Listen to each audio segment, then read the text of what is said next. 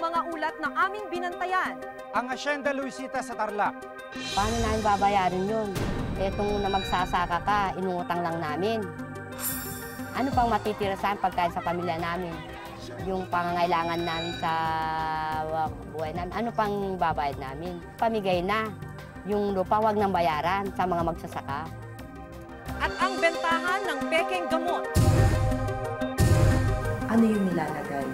Harina. Minsan gaw-gaw. Sa antibiotic yun. Yung tinamaan po talaga nun, yung puso ko, kaya namangga po yung puso ko. Kaya yun, nahirapan na po akong huminga nun.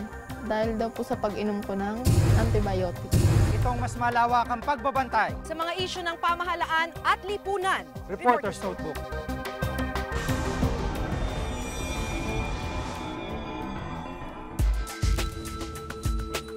Mapabangketa sa ilang pamilihan at maging sa internet. Nagkalat ang mga pekeng produkto na mabibili sa mas murang halaga. Maging ang mga gamot na dapat ay lunas sa mga karamdaman, pinepeke na rin ng ilang mapanamantala.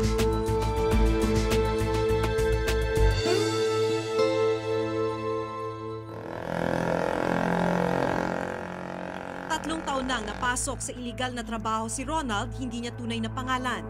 Gumagawa raw sila ng pekeng gamot sa isang factory sa Maynila. Paano niyo pinipeke yung mga gamot? Ano yung nilalagay? Harina. Minsan gaw-gaw. Sa antibiotic yun. May iba pa bang gamot? Mayroon po yung vitamins. Sa bote. Mga syrup. Ano lang yun, gelatin. Bukod sa laman, pati balat ng orihinal na gamot kanila rin daw kinokopya. At dahil hindi tunay ang laman na ibebenta nila ang mga gamot sa halos kalahating halaga nito kumpara sa orihinal na presyo nito. Tinatatakal din ba? Ano yung itinatak Parang nila? parang sa bipad. May tatak din ng bipad. Kasi parehas lang yung itsura eh. Kahit pagtabihin mo yung piki at saka hindi. Sa laman na lang. Sa laman doon mo lalaman na piki. Sa surveillance video na ito sa factory kung saan nagtatrabaho si Ronald, makikita ang mga kahon na pekeng gamot daw ang laman. Saan daw napupunta? Saan itinadala itong mga gamot? Sa mga probinsya, at saka sa hindi mga kilala ng mga drugstore. Sa mga probinsya, sa Metro Manila,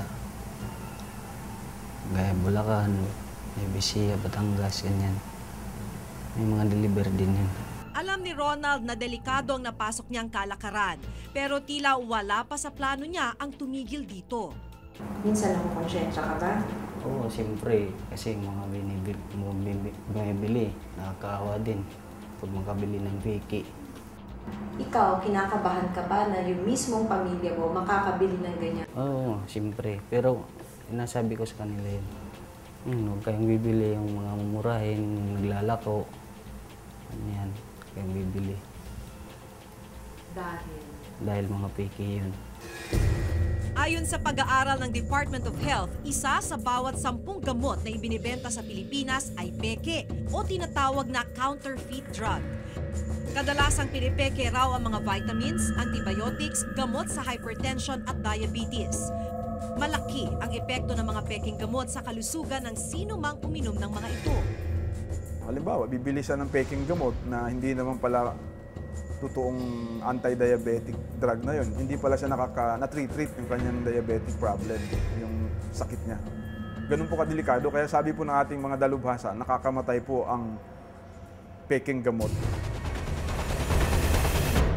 Dahil sa pag-inom ng inakala niyang orihinal na antibiotics, nang hina sa halip na lumakas si Catherine, hindi niya tunay na pangalan. Baka daw po lalagnatin ako. Kaya pinainom niya po ako ng antibiotic. Tapos nangatib po muna yung buong katawan ko. Tapos nung kinamot ko na po siya, dun siya nagkaroon ng mga pantal-pantal. Yung tinamaan po talaga nun, yung puso ko, kaya namangga po yung puso ko. Tapos yung mga ugat daw po, Yung parang nabarahan po. Kaya yun, nahirapan na po akong huminga nun. Kasi yung daloy po daw ng dugo is bumagal na. Dahil daw po sa pag-inom ko ng antibiotic. Siguro po dapat hindi sila bumibili ng gamot na walang pahintulot sa doktor, ganun. Kasi maano rin sila. Katulad ng nangyari sa akin. Mahigpit na ipinagbabawal sa Republic Act 8203 o ang Special Law on Counterfeit Drugs ang pagbebenta, paggawa at pamimeke ng gamot. May parusa itong 6 na buwan hanggang 10 taong pagkakakulong o multang 100,000 piso hanggang 500,000 piso. Ang problemang ito hindi lamang nararanasan ng Pilipinas, maging ng buong mundo. Ayon sa pag-aaral ng World Health Organization noong 2003, nagmumula ang mga peking gamot sa mga bansang China, India at Pakistan. Bukod sa mga gamot na ibinibenta sa ilang drugstores, ang ilang gamot lantaran na rin ibinibenta online. Ang produktong ito nabili sa bangketa sa halagang 150 pesos at hanapin mo man ang pakete, wala ritong nakatatak na BFAD approved.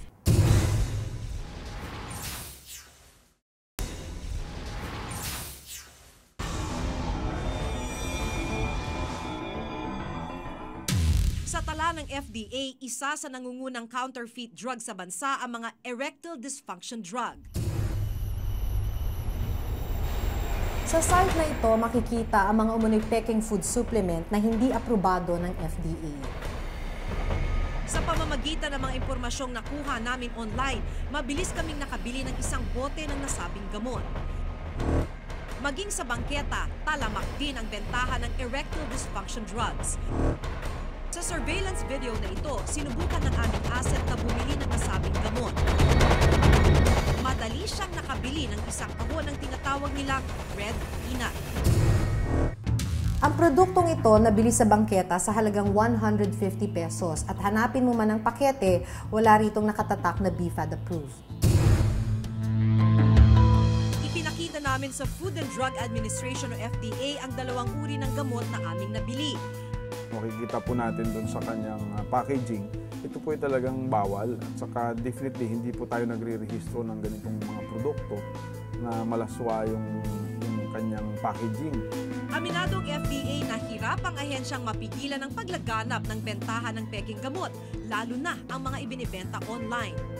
Kakulangan na rin siguro ng talagang magbabantay ay talagang makakalusot. Kaya nga po ang ginagawa ng FDA, kasama po yung ibang government agencies, mayroon po kami tinatawag na post-market surveillance. Ito po ay lang mga inspectors po namin, regular po na dumadalaw, araw-araw po ito, nag-iikot po sila sa mga drugstores o kaya sa mga kung saan-saan mang reported na may nagbebenta ng mga gamot. Sa bisa ng Presidential Proclamation 2082, idineklara 3 linggo ng Nobyembre bilang National Consciousness Week Against Counterfeit Medicines. Layunin itong mabigyan ng kaalaman ng publiko kung ano ang orihinal at peking gamot. Pero siguro kung yung boses natin sabay-sabay na nagsasabing, oy, meron talaga tayong problema, mabubulabog natin yung mga authorities, diba? Ang ano kasi dyan is walang nagsusuplong. Nag-iigting natin yung parang public awareness ng taong bayan. Sa lalong-lalo na sa gamot, sinasabi natin, pinapaalam natin sa ating mga kababayan na kung po pwede, unang-una, huwag sila masyadong magtipid kung sa gamot ang pag-uusapan. At saka sunod, dapat bumili sila dun sa mga license ng mga drugstores. Ang Drugstore Association of the Philippines naman, nakikipagtulungan daw sa mga otoridad upang maisuplong ang sinumang lumabag na miyembro nila. If member namin yon, binibigyan namin ng notice, we have this complaint na gano'n. Could you answer us in 48 hours, explain these things to us? And we furnish the Board of Pharmacy, PRC, on our findings.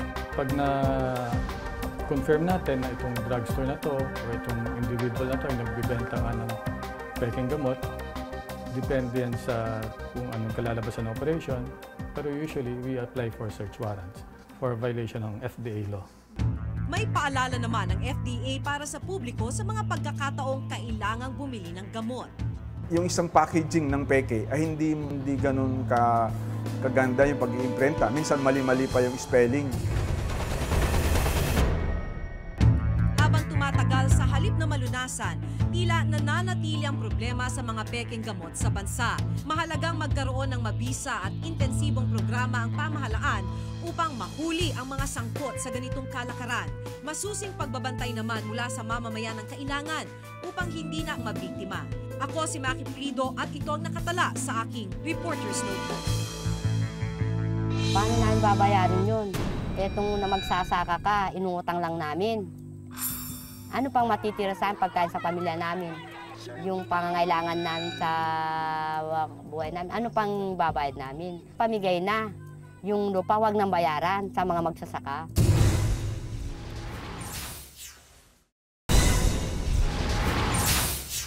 Sa lawak na 6,000 hektarya, ang Hacienda Luisita ang itinuturing na isa sa pinakamalaking asyenda sa buong bansa. Sa loob ng ilang dekada, isa ito sa pinaka-pinagtalunan at pinaka-pinag-usapang lupang agraryo. Sagot na nga ba ang desisyon ng Korte Suprema sa lupang matagal nang ipinaglaban at inaasam ng mga magsasaka?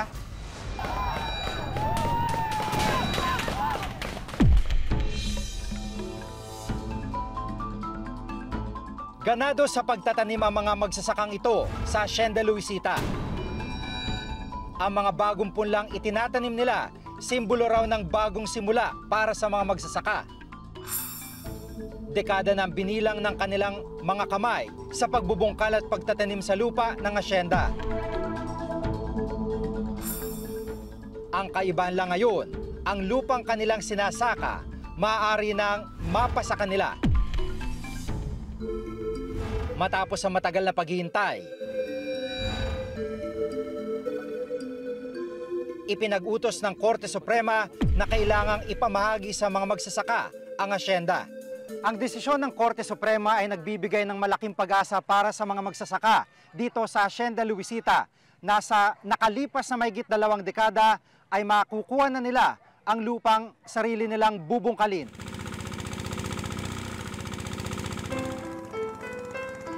Ipinanganak at lumaki sa Hacienda Luisita, pagsasaka ang buhay na kinagisnan ni Florinda, 51 taong gulang.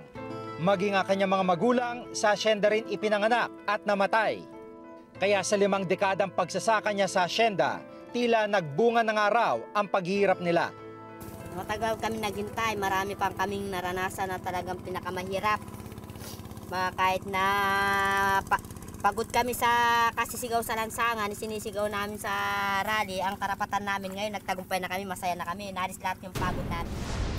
Sa desisyon ng Korte, pinagtibay nilang sinasaad ng konstitusyon na ang karapatan sa lupa ay para sa mga magsasakang nagbubungkal at nagtatanim dito.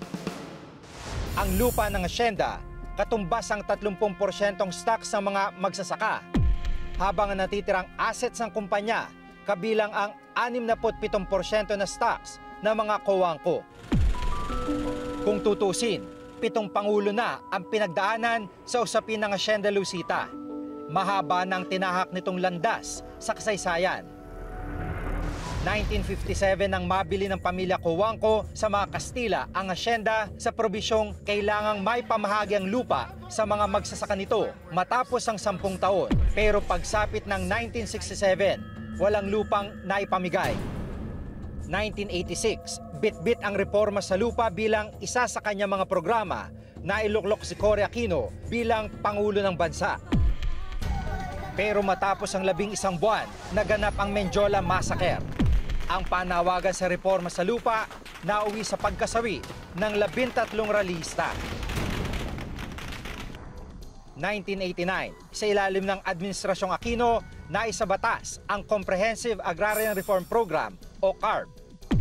Sa ilalim nito, dapat ipamahagi ng landowners ang kanilang mga lupang sakahan sa kanilang mga tenant farmers sa loob ng 10 taon. Nang taon ding iyon, mahigit 90% ng mga magsasaka ng Hacienda Luisita pumayag sa SDO agreement. Sa sistema ng SDO, hindi lupa ang ipapamahagi sa mga magsasaka, kundi shares of stock ang paghahati-hatian. Sa paglipas ng panahon, dahil sa kakarampot na kitang nakukuha ng mga magsasaka mula sa SDO, hiniling din ng mga magsasakang kanselain ito. Pero ang panawagan, nauwi sa Karasan nang maganap ang tinaguriang Hacienda Luisita Massacre noong 2004. 2010, nagsagawa ng referendum ang Hacienda Luisita Management kung SDO o lupa ang gusto ng mga magsasaka. Mas marami ang pumili sa SDO. Hulyo ngayong taon, pinabura ng Korte Supremang naunang utos ng PARC na ipamigay ang lupa at ibasura ang SDO. Iniutos din ng Korte na magsagawa ng referendum para papiliin ang mga magsasaka kung stocks o lupang sakahan. Pero mapila mga magsasaka para lupa na ang ipamigay. Hanggang sa iutos na ng Korte kamakailan na ipamigay na ang lupa sa mga magsasaka kung saan mayigit 6,000 farmer beneficiaries ang sinasabing mabibiyayaan. Itinuturing na isa sa pinakamalaking hacienda sa bansa. Humigit kumulang 5,000 hektarya ng agricultural land ang Hacienda Luisita. Katumbas nito ang halos pinagsamang lawak ng mga lungsod ng Maynila at Makati. I'm still trying to check the records. If I'm not mistaken, this is the first time we're doing 4,000 hectares in one go. So this is going to be tough. This is going to be hard. That's why we're implementing, we're planning new ways to do this, like how do you do the survey, how will you do the census, how do you make this transparent? Kung pantay-hatiin ng lupa sa mga magsasaka, bawat benepisyaryo makakatanggap ng hindi palalagpas ng 1 hektarya. We always respect and we shall abide by the decision once it becomes final and executory. Magandang pakinggan. Ito, may titulo na ako, pangalan ko. Yung gagawin mo doon at kung anong kapaki-pakinabang, ikaw na ngayong mag-isa lamang ang magpapasya. Ganun ang nakikita natin. Pero para kay Florinda, lubos na mas kikita sila kung sa kanilang lupa kaysa maging swelduhan ng asyenda. Sapat na yung, hindi gaya noon na nagtatrabaho kami sa tubuhan. Yun nga sinasabi ko, ang nilalabas namin noon 9.50 centavos. Anong mabibili ng 9.50 centavos? Pero ngayon, kung masipag kang magtanim, itinda mo, iikot mo lang sa barangay, itinda mo lang. Meron ka ng bigas, meron ka ng walang panggamit sa bahay. Kaya mas masarap ngayon ang buhay namin kesa noon. Pero mas kinababahala ng mga magsasaka, ang matagal ng inaasahang lupa, kailangan pa rin pala nilang bayaran. Sa isang talumpati ni Pangulong Noynoy Aquino matapos lumabas ang desisyon ng Korte Suprema, iginit niyang kinakailangan din mabigyan ng sapat na kompensasyon ang mga dating may-ari ng asyenda. Huwag natin ubusin yung kapital, ibig sabihin, meron just compensation. Para naman yung dating may nagmamayari ng lupa, ay hindi mo inagawa lang ng lupa, kaya mo ng tama, yung kanyang kapital na ibalik sa kanya, pwede mapuhunan sa ibang mga lupa. Makakatulong sa pagdadagdag na hanap buhay sa ating bansa. Sa ilalim kasi ng Executive Order 229 ni dating Pangulong Aquino, itinatakda rin ang kompensasyon para sa landowners na mababawian ng lupa. Bago may pamahagi sa mga magsasaka ang lupang nakapailalim sa CARP, kinakailangan bayaran ng mga magsasaka ang landowners sa pinagkasunduang halaga na magkabilang panig at gobyerno. Sa kaso ng Hacienda Luisita, 30 taon ang ibinigay na palugit sa mga magsasaka para mabayaran ng lupa. There's already an implicit subsidy under the Comprehensive Agrarian Reform. Not implicit, an explicit subsidy, because in the normal course of things, the landowner is paid 10 years, the farmer pays 30 years. So at even though piso for piso, doon pa lang sa haba ng panahon, meron na agad subsidy explicit. Hindi rin pwedeng ibenta ng farmer beneficiaries ang lupa sa loob ng 10 taon.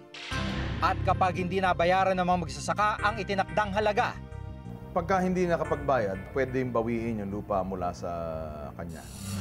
Paano namin babayarin yun? Etong na magsasaka ka, inutang lang namin. Ano pang matitira sa pagkain sa pamilya namin? Yung pangangailangan namin sa buhay namin, ano pang babayad namin? Pero git ng kampo ng Hacienda Luisita Incorporated, masyado raw maliit ang halagang itinakdang bayaran ng magsasaka. Sa utos ng Korte Suprema, nakabatay ang halaga na kailangang bayaran sa Hacienda Luisita sa 1989 fair market value ng lupa. Nagkakahalaga ito ng 160,000 pesos kada hektarya. Yung DAR, ang sabi nila, 16 pesos per square meter lang. Sinabi namin, yung mga bentano, kamukha yung pagbibili ng SC-Tex, yung Hacienda Exit. Nakita mo naman yun, no? 100 pesos per square meter yun eh. That was somewhere in 2004. Oh. So, ang layo ng agwat nun eh. Ang sa amin, no? We are talking of 22 years past. Ang market value should be current sana. Tinitingnan namin yung valuation nga, yung just compensation, na magiging topic ng possible motion for reconsideration sa Korte Suprema. Para baka sakali, tingnan uli ng Korte Suprema ang basihan doon sa valuation. Pero ang pangamba ng mga magsasaka, hindi pa natatapos ang babayarang halaga. Benepisyaryo rin ng asyenda ang grupo ng mga magsasakang ito. Katunayan, stockholders din sila ng Hacienda Luisita. Pero hindi raw sila kabilang sa mga mabibiyayaan ng lupang sakahan. Wala. Sa mahigit 10,000 kasing farmer beneficiaries ng Hacienda Luisita, mahigit 6,000 lamang ang kinonsidera ng Korte Suprema. Sila mga benepisyaryong nakapirma sa 1989 Memorandum of Agreement o MOA ng Hacienda Luisita para sa stock distribution option noon. Ang nalalabi kasing mahigit 4,000 iba pang magsasaka nagsimulang magtrabaho sa Hacienda matapos ang MOA. Ang alam po ng mga tiga-asyenda, kung pinamigay ang lupa, 10,000 makakakuha, pero hindi po pala 6,000 lang. Ikawawa yung mga hindi makakakuha. Halimbawa, sir, 10,000 tayong beneficiary ngayon, mahigit. Tapos 6,000 ang bibigyan, di ba magkakagulo? Ayon sa desisyon ng Korte Suprema, mananatili naman daw stockholders ang mahigit 4,000 magsasaka.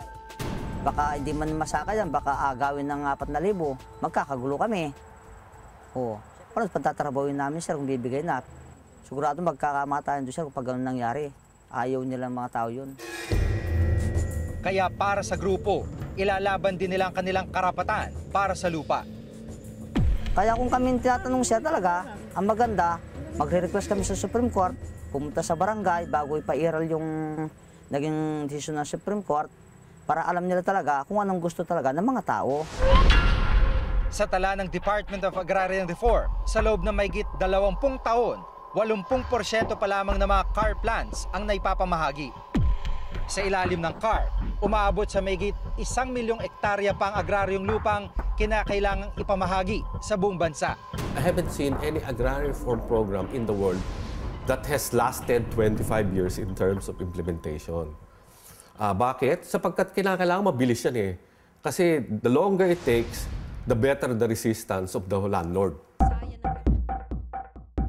The message has always been sent by this administration that we are serious about CARP. The money is there, the political will is there to be able to implement it. Like right now, if you go around the entire country, the entire DAR is studying a new set of rules on how to make this thing even go faster. Para sa mga magsasaka ng Hacienda Luisita, higit sa anumang halaga, katumbas daw ng lupang ito ang kinabukasan ng kanilang mga anak at mga magiging anak pa. Mampamamana ako na patay na ako, buto na ako, lupa pa rin. Nandyan pa rin ang lupa. Lalabang kami talagang hanggang may lakas pa kami, kapag nakakalakad pa kami, lalabang kami. Sa kabila ng tamis ng mga tubong nakapaligid sa kanila, ay pait ng ilang dekadang pakikipaglaban para sa karapatan ng sinasakang lupa. Na namin mapaginabangan ang aming mga lupain doon sa Hacienda Luisita. Hanggat hindi may sasapinal ang desisyon para tuluyang maipamahagi ng lupa ng Hacienda Luisita, mananatiling mahaba-haba pa ang lalakbayin para sa kanilang lupang pangarap. Ako si Jigo Manikad at itong nakatala sa aking Reporter's Notebook.